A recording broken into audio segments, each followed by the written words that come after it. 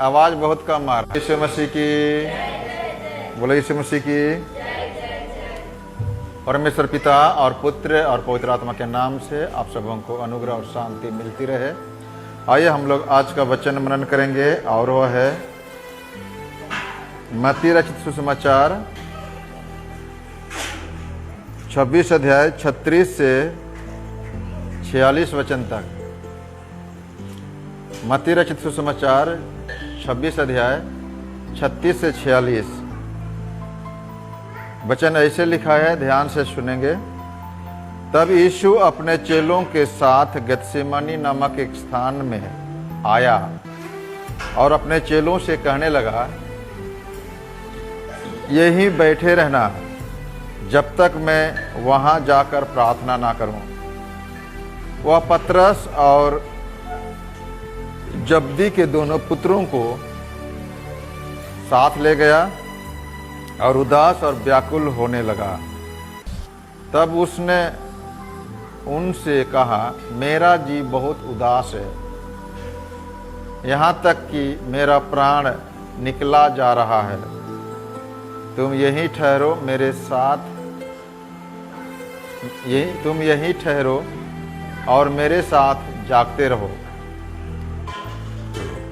फिर वह थोड़ा आगे बढ़कर मुंह के बल गिरा और यह प्रार्थना की, हे मेरे पिता, यदि हो सके तो यह कटोरा मुझसे टल जाए, तो भी जैसा मैं चाहता हूँ वैसा नहीं, परंतु जैसा तू चाहता है वैसा ही हो।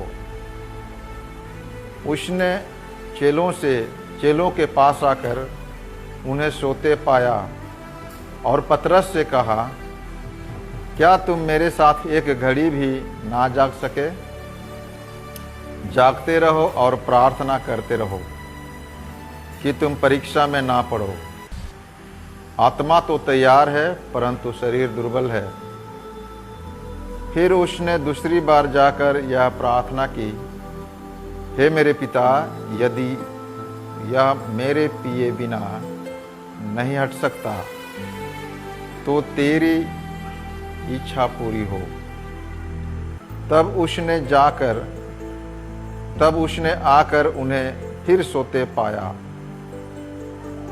क्योंकि उनकी आंखें नींद से भरी थी। उन्हें छोड़कर वह फिर चला गया और उन्हीं शब्दों में फिर तीसरी बार प्रार्थना की। तब चेलों के पास आकर उनसे कहा, अब सोते रहो और विश्राम करो। देखो घड़ी आ पहुंची है और मनुष्य का पुत्र पापियों के हाथ पकड़वाया जाता है। उठो चले, देखो मेरा पकड़ने वाला निकट आ पहुंचा है। सबके बोले आमीन। बोले यीशु मसीह की। आइए सब कोई अपने स्थान में बैठ जाएंगे, परमेश्वर को धन्यवाद देंगे आज के सुबह के लिए। और बहुत ही जाना पहचाना वचन है और ऊपर में लिखा है गेत्सेमानी में प्रार्थना। हालेलुया। क्या लिखा है? गेत्सेमानी में यीशु की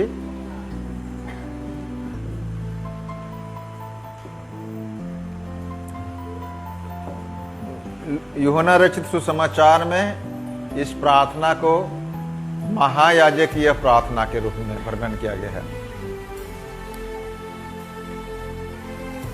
महायाजक का जो जिम्मेदारी होती है, याजक की जिम्मेदारी होती है, बीते दिनों में हमने विस्तार रूप से नेशनल कॉन्फ्रेंस में परमेश्वर के सेवकों के साथ चर्चा कर रहे थे। और उन जिम्मेदारियों से सबसे महत्वपूर्ण जिम्मेदारी यह है कि मनुष्यों के प्रतिनिधि होकर परमेश्वर के सम्मुख मनुष्य की जरूरतों को परमेश्वर के सम्मुख प्रस्तुत करना। और वह अपने याजकीय प्रार्थना में विभिन्न रूप से प्रार्थना करते हैं। आज भी जो प्रार्थना विशेष तौर से दुखों को, अपने उदासियों को अपने परमेश्वर के सम्मुख रखते हैं। आज का जो मूल विषय है, शरीर दुर्बल है। हालेलुया। मूल विषय क्या है? शरीर दुर्बल है। आत्मा तो तैयार है, शरीर दुर्बल है। हालेलुया। यहाँ पर 40 नंबर वचन में लिखा है, प्रार्थना करते रहो कि तुम परीक्षा में ना पड़ो। आत्मा तो तैयार है परंतु शरीर दुर्बल है। हालेलुया। और यीशु मसीह इन दुर्बलताओं को अपने जीवन में एहसास कर रहे हैं। 37 नंबर वचन में साफ लिखल है, उदास और व्याकुल होने लगा। क्या होने लगा? उदास और व्याकुल। किस चीज के लिए उदास होना है? वह एक दुख का सामना करने वाला है ना? एक कठिनाई परिस्थिति का सामना करना है जो कि मनुष्य की सहन शक्ति से बाहर हो सकता है, मनुष्य की सहन शक्ति से परे, अलग। उन दुख में किसी का धोखा है, किसी का फरेब है। जैसे यहूदा इस्करियोती धोखे से पकड़वाया, छल से पकड़वाया। उस दुख में बंदी होना, अरेस्ट होना है। उस दुख में ताड़ना है। उस दुख में क्रूस का मृत्यु है, जो कि अपने समझ से, है ना, अपने सक्षमता से परे। अब यहाँ हम उसको मनुष्य के रूप में देखना है, शारीरिक के रूप में। शरीर कमजोर है। किसके बारे में हम चर्चा कर रहे हैं? शरीर के बारे में। वह स्वयं परमेश्वर है,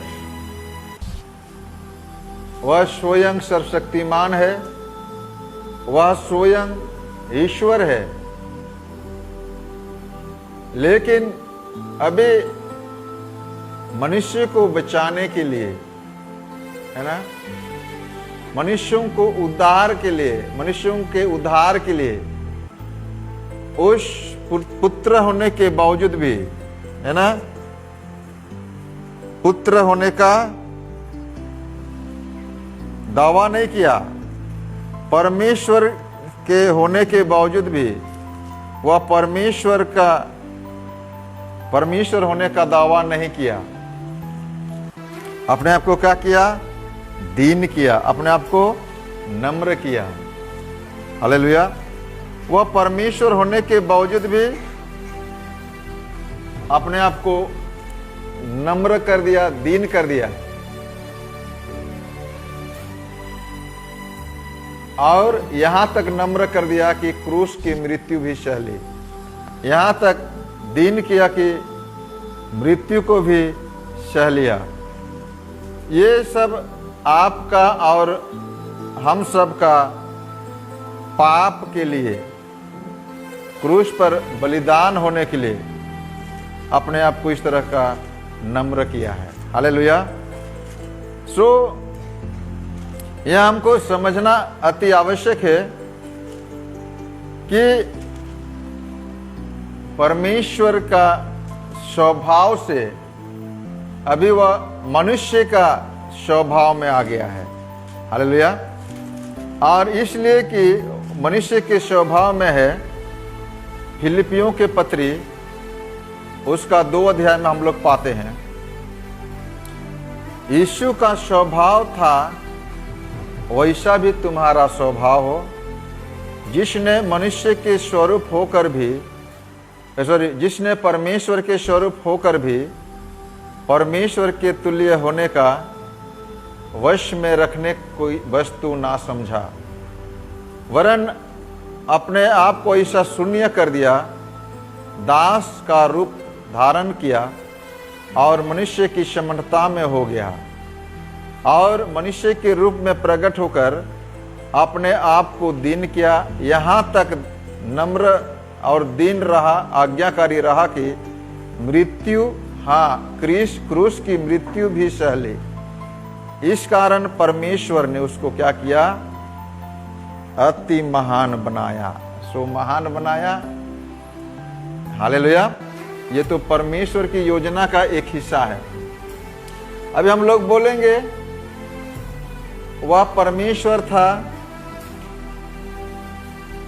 तो इतना दुख क्यों?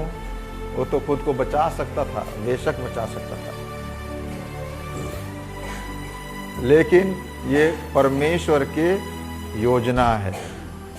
किसका योजना है? परमेश्वर की योजना। सो उसके बारे में बाद में चर्चा करेंगे।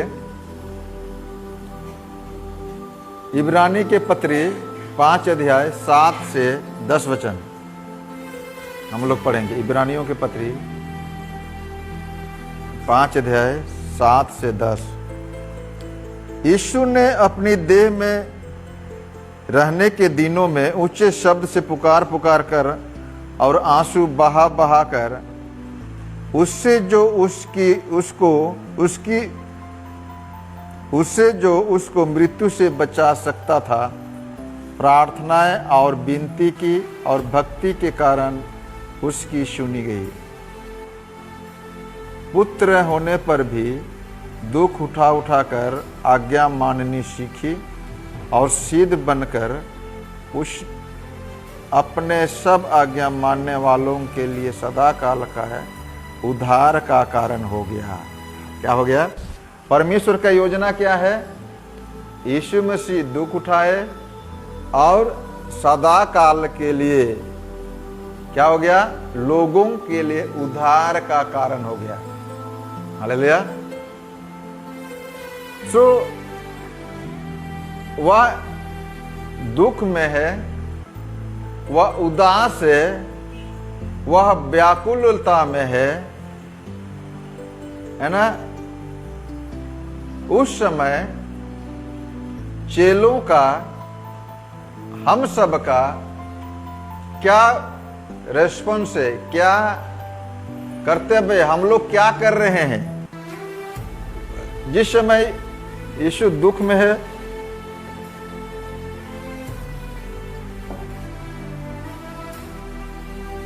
पीड़ा में है, व्याकुलता में है, उदास में है, उस समय चेले लोग क्या कर रहे हैं? चेले लोग उनको क्या कहा है? तुम लोग यहां पर ठहरो और प्रार्थना करो, है ना? और चेले लोग क्या कर, यीशु क्या कर रहा है? उधर जाके प्रार्थना कर रहा है, और चेले क्या कर रहे हैं? सो रहे हैं। हालेलुया। ध्यान से सुनिए। उधर यीशु प्रार्थना कर रहे हैं व्याकुलता के समय। हम लोग जब दुख में होते हैं, ध्यान से सुनिए, हम लोग जब मुसीबत में होते हैं, बीमारी में होते हैं, हम लोग जब व्याकुल रहते हैं, उदास होते हैं, हम उन्हीं में डूबे रहते हैं, हम उन्हीं में खोए रहते हैं, हम उन्हीं में उलझे रहते हैं, उन्हीं जल और फंदे में फंसे रहते हैं। उससे अलग, उससे बढ़कर, उससे बाहर का दुनिया जो है, क्या करना है? प्रार्थना करना है। हालेलुया। उससे बढ़कर, उससे बाहर निकलकर, यीशु मसीह दुख में है तो दुख में घिरे हुए हैं, व्याकुल है, उदास है।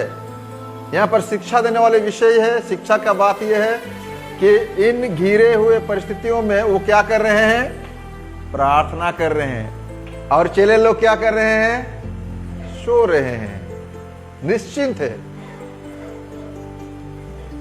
हमारे लिए सीखने वाली विषय है। पहली बात, हम जब कभी भी मुसीबत में हो तो मुसीबत में ही घिरे ना रहे, है ना। किसी भी बात की चिंता मत करो। फिलिपी 4:6 बाइबल किसी के पास है तो आप लोग पढ़िए फटाफट। फिलिपी 4:6।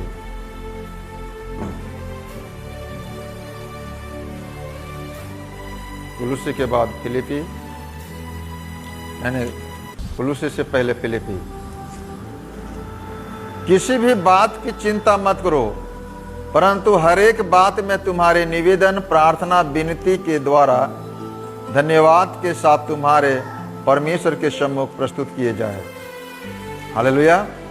किसी भी बात की चिंता, हम लोग उसी में घिरे ना रहे, खामोश ना रहे, लेकिन पहला कर्तव्य है जब कभी हम उदास में हो, जब कभी हम व्याकुल में हो, जब कभी भी हम क्या हो, निराशा में हो, दुख में, समस्या में, मुसीबत में हो, तो हमें प्रार्थना करना है। हालेलुया। ये नहीं कि हम सोए जाए, है ना। मेरे को अच्छा नहीं लग रहा है, बहुत जरूरी है कि हमको अच्छा नहीं लगता है, सोने को मन कर रहा है, ये शारीरिक सोना एक अलग है ना। लेकिन आत्मिक रीति सोना मतलब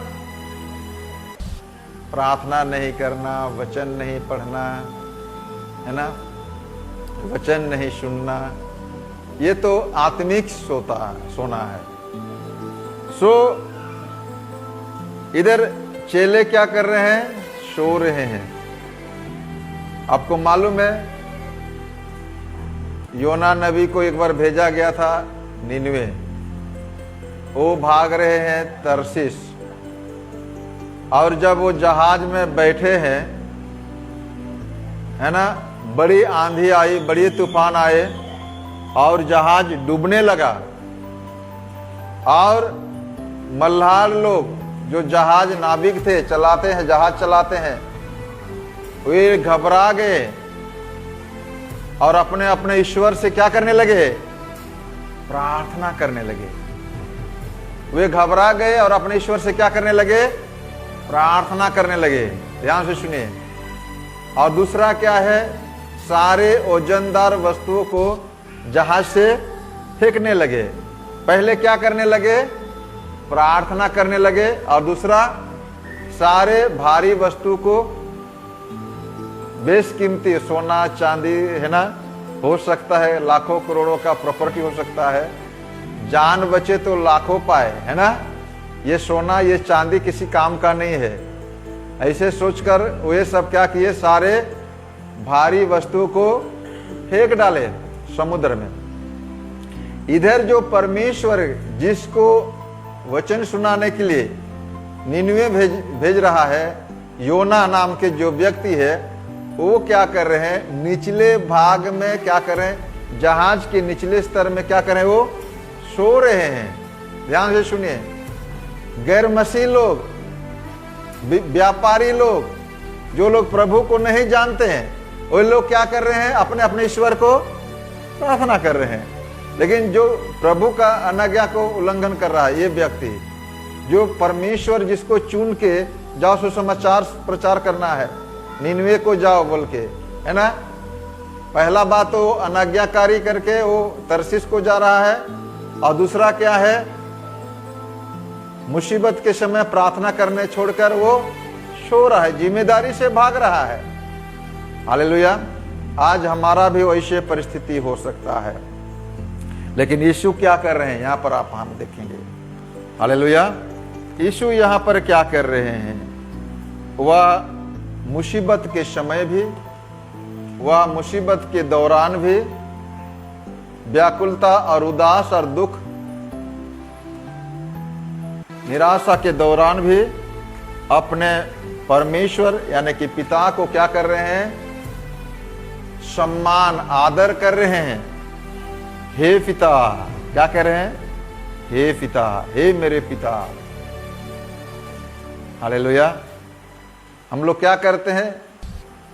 ऊब जाते हैं, गुस्सा हो जाते हैं, मनुष्य स्वभाव है, और उनसे दूर भागते हैं, तो और बात के क्या अर्थ सुनेगा? तेरे बात को कौन सुनेगा? कौन मरने के ले जाएगा? ऐसे कहकर कतरा कर भाग जाते होंगे। मनुष्य का स्वभाव ऐसा होता है। लेकिन परमेश्वर का स्वभाव, यीशु मसीह का स्वभाव क्या है? कहता है कि हे पिता, आदर कर रहे हैं। मुसीबत के समय भी हमें क्या करना है? परमेश्वर का आदर करना है, परमेश्वर का सम्मान करना है। हालेलुया। परमेश्वर का महिमा करना नहीं भूलना है। हालेलुया। एक मनुष्य का, भले मनुष्य का अच्छा गुण है, एक भले मनुष्य का ये गुण है, स्वभाव है कि दुख और मुसीबत के दौरान भी वह एक दूसरे को क्या करते हैं? आदर करते हैं। परमेश्वर को आदर करते हैं, परमेश्वर के लोगों को आदर करते हैं, अपने पड़ोसियों को आदर करते हैं। यह भले मनुष्य का स्वभाव है।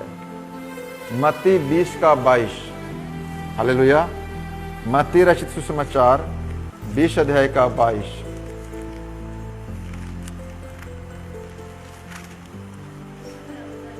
हाँ।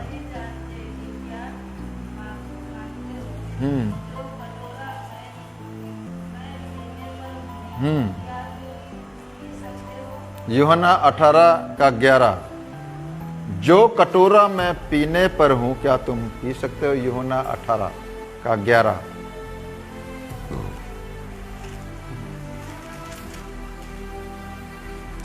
तब यीशु ने पतरस से कहा, अपने तलवार म्यान पर रख। जो कटोरा पिता ने मुझे दिया है, क्या मैंने उसे ना पीऊं? हालेलुया। परमेश्वर के प्रति आदर है। कौन मरने जाएगा रे बाबा? उसको मालूम है यरूशलेम जाएंगे तो मरना ही पड़ेगा। उसको मालूम है यरूशलेम जाएंगे तो मुझे बंदी गृह में जाना पड़ेगा। उसे मालूम है मुझे बंदी गृह में डालेंगे तो वो लोग मुझे सोफा में आराम से चेयर में नहीं बैठाएंगे, कोई वीआईपी ट्रीटमेंट नहीं होगा वहां पर। उसको मालूम है वहां पर मुझे मारेंगे, घात करेंगे। लेकिन कहता है, क्या जो कटोरा मेरे लिए प्रभु ने, पिता ने ठहराया है, उसे मैं ना पीऊं? कहता है, हे मेरे पिता, यदि हो सके तो यह कटोरा मुझसे टल जाए, तो भी मेरी नहीं, पर तो भी जैसा मैं चाहता हूं वैसा नहीं, परंतु जैसा तू चाहता है वैसा हो। हालेलुया। 42 नंबर वचन में लिखा है वही वचन, यदि मेरे पिए बिना नहीं हट सकता तो तेरी इच्छा पूरा हो। हालेलुया। तेरा इच्छा क्या होना चाहिए? पूरा होना चाहिए। यहां परमेश्वर की योजना छिपा हुआ है। हालेलुया। परमेश्वर की योजना छिपा हुआ है। परमेश्वर की इच्छा, परमेश्वर की योजना क्या है? सारे जाति को क्या होना पड़ेगा? उद्धार करना पड़ेगा, सारे जाति को बचाना पड़ेगा। बीते दिनों में हम लोग पढ़ रहे थे यूहन्ना रचित सुसमाचार में, है ना? क्या तुम सब नहीं जानते? परमेश्वर की योजना को नहीं समझते? 11 नंबर वचन देखिए, यूहन्ना के 11 नंबर अध्याय।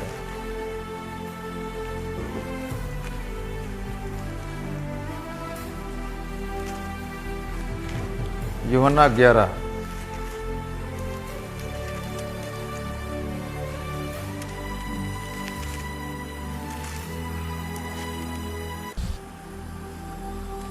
50 नंबर वचन। यह ना समझते हो कि तुम्हारे लिए भला है कि हमारे लोगों में के लिए एक मनुष्य मरे और सारे जाति नष्ट ना हो। हालेलुया। ये महायाजक कह रहे हैं उस साल का। यहां पर साफ लिखा है, यह बात उसने अपनी ओर से ना कही, परंतु उस वर्ष का महायाजक होकर भविष्यवाणी की कि यीशु उस जाति के लिए मरेगा। ये परमेश्वर का योजना है, जिसे यूहन्ना बपतिस्मा देने वाले पहले ही घोषणा कर दिया है। ये परमेश्वर का मेमना है जो जगत के पाप के लिए क्या हो जाएगा, बलिदान हो जाएगा, पाप को उठा कर ले जाएगा। ये वही व्यक्ति है, ये परमेश्वर का योजना है। इसलिए यहाँ पर हमें समझना अति आवश्यक है। आपके मुसीबत में, आपके तंगी में, आपके बीमारी में, आपके नकारात्मक परिस्थिति में परमेश्वर की योजना को समझना है। हालेलुया। परमेश्वर की इच्छा को समझना है। हम लोग कतराते हैं, हम लोग भागते हैं। योना ने भागने लगा, है ना, लेकिन यीशु नहीं भागा। हालेलुया। परमेश्वर का इच्छा क्या है कि वो सबके लिए दुख उठाए और हमेशा के लिए सारे मानव जाति के लिए उद्धार का कारण हो, मोक्ष का कारण हो, जिसको इब्रानी 5 अध्याय का 9 और 10 वचन में पढ़ रहे थे। तो इसीलिए यीशु वहां पर कहते हैं, मेरा इच्छा नहीं पर तेरे इच्छा पूरा हो। भजन संहिता 40 6 से 8 वचन। बाइबिल आप लोग खोलिए, भजन संहिता 40 6 से 8।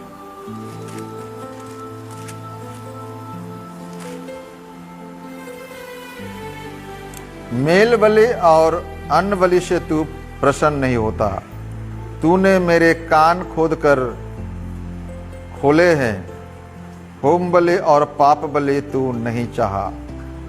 तब मैंने देख आया हूँ, क्योंकि मैं पुस्तक में तेरे विषय, क्योंकि पुस्तक में मेरे विषय ऐसा ही लिखा हुआ है। हे मेरे परमेश्वर, मैं तेरी इच्छा पूरी करने से प्रसन्न हूँ और तेरी व्यवस्था मेरे अंतःकरण में बसी है। हालेलुया। यहाँ पर कह रहे किसी प्रकार की भी बलिदान क्यों ना चढ़ाओ, मेल बलि हो, अन्न बलि हो, होम बलि हो, पाप बलि हो, जितना भी बलिदान चढ़ाओ, भेंट चढ़ाओ, दान दक्षिणा दो, लेकिन यहाँ पर क्या कह रहे हैं, तू प्रसन्न नहीं होता। किस बात में प्रसन्न होता है? तूने मेरे कान को क्या किया है, खोले रखे, खोद कर खोले हैं, है ना। कान हमारा क्या है, छेदा हुआ है, खोदा हुआ है। ये कान जो खोदा हुआ है इसलिए कि हम उसकी आज्ञाओं को माने। हालेलुया। हम लोग कान इसलिए खोदा है, इसे बंद होना चाहिए पूरा कान, है ना, लेकिन इसलिए खोदा गया है ताकि हम परमेश्वर के वचन को सुने, परमेश्वर के वचन को पालन करें, जिसके द्वारा परमेश्वर की इच्छा क्या हो, पूरा हो। हालेलुया। इसीलिए कान खोदा हुआ है। यहूदी लोगों की परंपरा था, जो सबसे विश्वास योग्य सेवक होता था, जो भरोसे योग्य सेवक होता था, उनके कान को दरवाजे के दहलीज पे लेकर छेदा जाता था। कान बेधी क्या करते थे, कान बेधी। हम लोग उनका कान बेधा हुआ है, मेरा भी बेधा हुआ है ना। हमारे समाज का परंपरा है, कितनों का कान बेधा हुआ है ना। इसका मतलब, कान बेधना का मतलब क्या है, आज्ञाकारी होना। हालेलुया। कान बेधना का मतलब क्या है, हमारे पुरखे लोग क्यों कान बेधवा रहा था पता नहीं है। हालेलुया। लेकिन बाइबिल के अनुसार कान बेधा जाना मतलब क्या है, आज्ञाकारी होना। ये सेवक आज्ञाकारी है। बेटे से बढ़कर, बेटी से बढ़कर, पुत्रों से, संतान से बढ़कर आज्ञा मानने वाले व्यक्ति हमारा समाज में, हमारा गांव में हमारा इधर का जो प्रचलन है, एक आदमी कम से कम 1 साल नौकर काम करने से, है ना, धांगर बोलते हैं, नौकर चाकर बोलते हैं, 1 साल का टाइम होता है।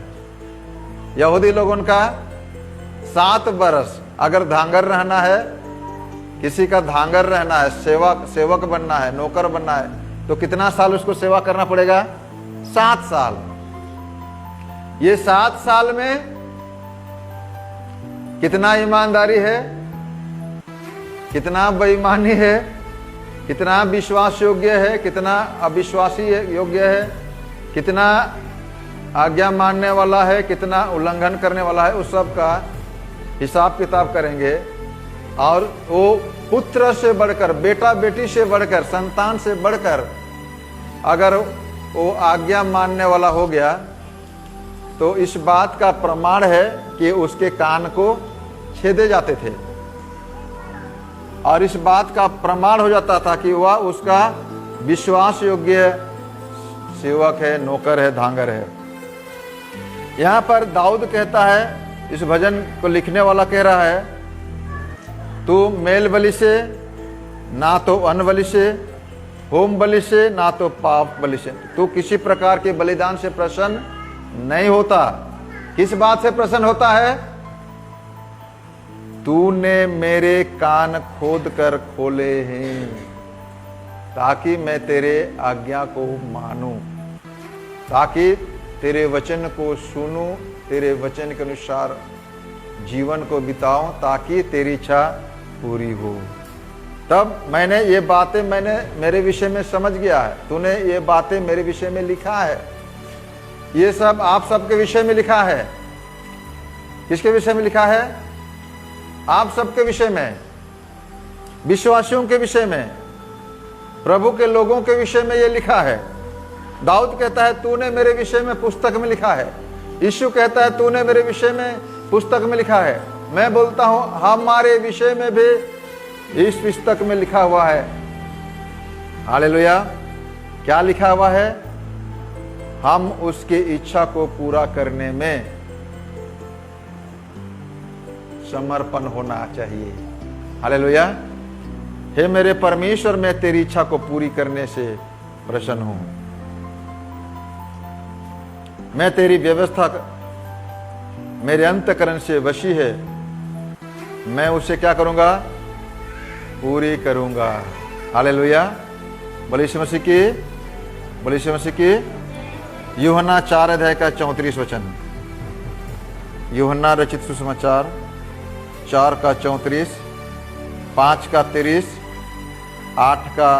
6 का 38। पहले यूहन्ना 5 का 34 पढ़ेंगे।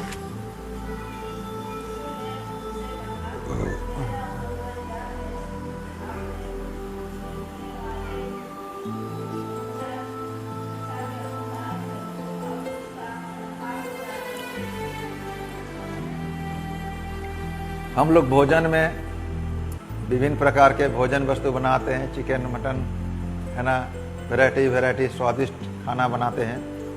लेकिन यीशु मसीह बोलता है मेरा भोजन तो क्या है? मैं इच्छा, परमेश्वर की इच्छा को क्या करूं?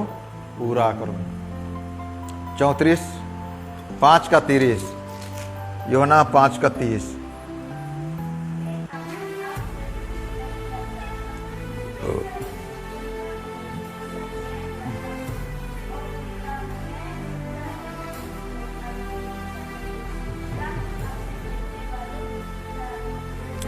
मैं अपने आप से कुछ नहीं करता, परंतु जैसे सुनता वैसा न्याय करता हूं। किससे सुनता है? मेरा न्याय सच्चा है। मैं अपनी इच्छा पर नहीं, परंतु मेरे भेजने वाले की इच्छा चाहता हूं। हालेलुया।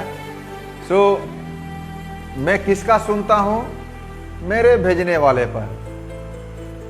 मैं किसका इच्छा पर चलता हूं? मेरे भेजने वाले की। मेरे भेजने वाले कौन है? पिता। परमेश्वर ने जगत से इतना प्यार किया। किसने प्यार किया? परमेश्वर ने, ताकि अपने एकलौते पुत्र को दे दिया। हालेलुया। तो यीशु मसीह कहता है कि मैं उसकी इच्छा पर चलता हूँ, मैं अपनी इच्छा पर नहीं। और यह मेरा भोजन है। 38, 6 का 38,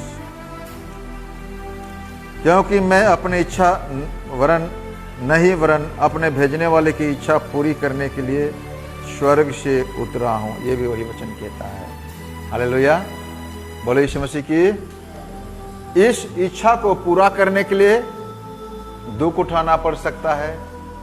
इस इच्छा को पूरा करने के लिए भूख, प्यास, धूप, छांव, नींद, अनींद, हर प्रकार के परिवेश से हमें गुजर कर जाना पड़ेगा। हालेलुया, इसलिए हमें अवश्य है कि परमेश्वर की इच्छा को, परमेश्वर की योजना को, परमेश्वर के आज्ञा को हमें समझना अति आवश्यक है। हालेलुया, उसने पुत्र होने पर भी दुख उठाकर आंसू बहा कर, है ना, इब्रानी की किताब 5 अध्याय के 8 में लिखा है, आज्ञा मानने सीखा। क्या मानने सीखा? आज्ञा मानने सीखा। हमें भी अति आवश्यक है। हमारे विषय में भी प्रभु यही कहता है। दाऊद कहता है, तूने मेरे विषय में लिखा है ना, पुस्तक में तूने मेरे विषय में लिखा है। हमें भी समझना है, ये पुस्तक में जो लिखा है यीशु के विषय में खाली नहीं, हम सब के विषय में भी है। हमें भी दुख उठाकर आज्ञा मानना सीखना होगा। आज मैं इस योग्य नहीं था, मेरा शरीर कमजोर है, दुर्बल है। काल 2 दिन ठीक था, रात को फिर से गड़बड़ा गया, इसलिए भी गर्म पानी पी रहा हूँ मैं। फिर से गैस बढ़ गया, शरीर में कमजोर लग रहा है, पसीने लग रहा है, शरीर दुर्बल है, लेकिन आत्मा तो तैयार है। मैं आज प्रचार नहीं करूंगा, बोल सकता हूँ, लेकिन अपने जिम्मेदारी से कब तक भागेंगे? Praise the Lord. दुख उठाकर आज्ञा मानने सीखना चाहिए। परमेश्वर जरूर स्वांगा करेगा नहीं? परमेश्वर जरूर आशीष करेगा। मैं सोचता हूँ परमेश्वर हम सबों से बातें किया है। परमेश्वर आप सबों को बहुत अच्छे आशीष दे। सबके बोले आमीन। बोले यीशु मसीह की हालेलुया।